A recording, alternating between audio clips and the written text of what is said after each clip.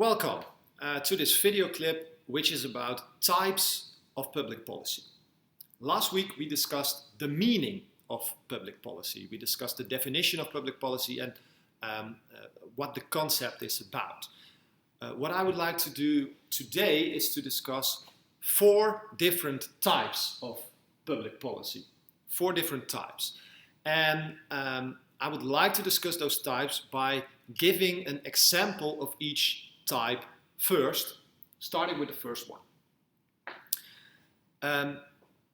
In the Netherlands, people are only allowed to drink alcohol, beer, wine and other types of alcohol, when they have reached the age of 18. Before 2014, people were allowed to drink alcohol before the age of 60. So recently, the Dutch government decided to increase the legal age on which people are allowed to drink alcohol with 2 years, from 16 to 18. This is an example of the first type of public policy, regulatory policies.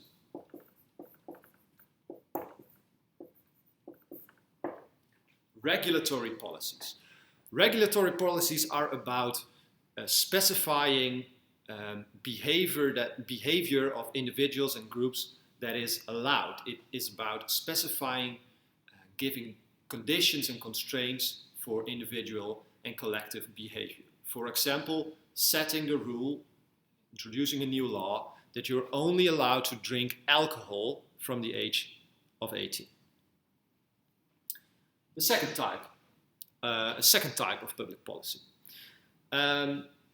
Recently, the German government decided to make all public education in Germany free. They introduced a new law saying that people should not be obliged to pay tuition fees. So that means that every student, domestic and international students, are able to study for free in Germany.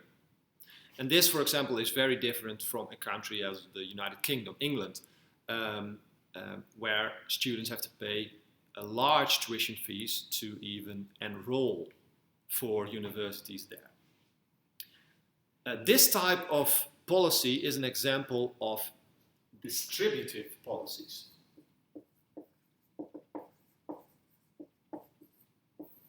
Distributive policies. It is an example of distributive policies because the government, in the example I gave, decided to spend its money, its budget on a specific thing, in this case, free education. So the government could have decided to spend that money also in other fields, but instead they decided to make universities free, to spend money on education, and to give every student, domestic and internationally, the chance to study for free in Germany. Distributive policies is about the allocation of government's money. It's about what the government decides to spend its money on. Okay. Then, thirdly, the third type of public policy.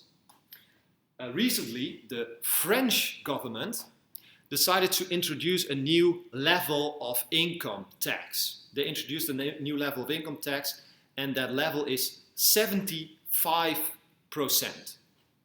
75%, meaning that if you earn above $1 million, 75% of the earnings you make go to the government, is taxed, so to speak. So that means, for example, for Paris Saint-Germain football star Zlatan Ibrahimovic, he earns about $33 million. That's 75% of those earnings, of those $33 million, go directly to the state's resources. So when you earn above $1 million, you have to pay 75% of your 75% income tax. People who earn a lot less, so for example people that earn maybe nothing at all, are not required to pay those taxes. Instead, they pay lower taxes or sometimes no taxes at all. This is an example of the third type of public policy, redistributive policies.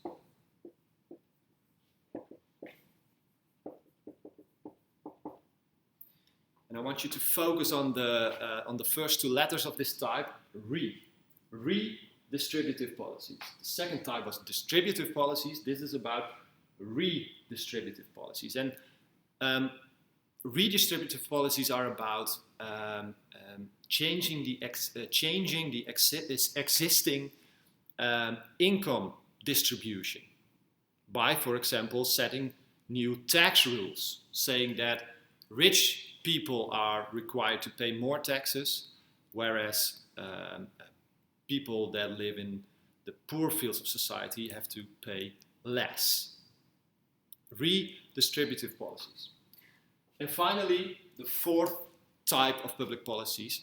An example of that type of public policy is the Dutch government.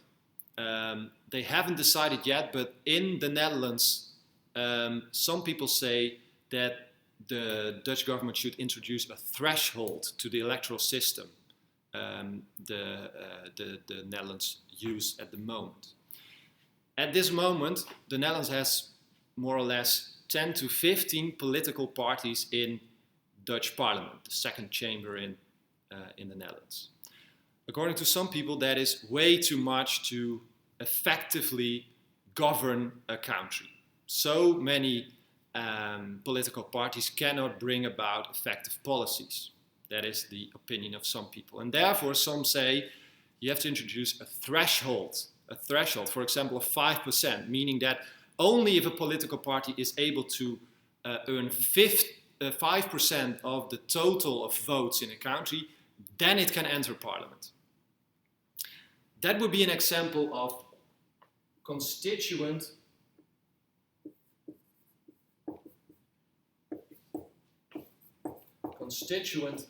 policies. Constituent policies are about modifying or changing the way government works. It's about changing the state's institution, you could say. I could give lots of examples, but you can also find examples of that type of policy and the other type of policies in your book. I hope this video clip was helpful to you to understand the different types of public policy we can distinguish about.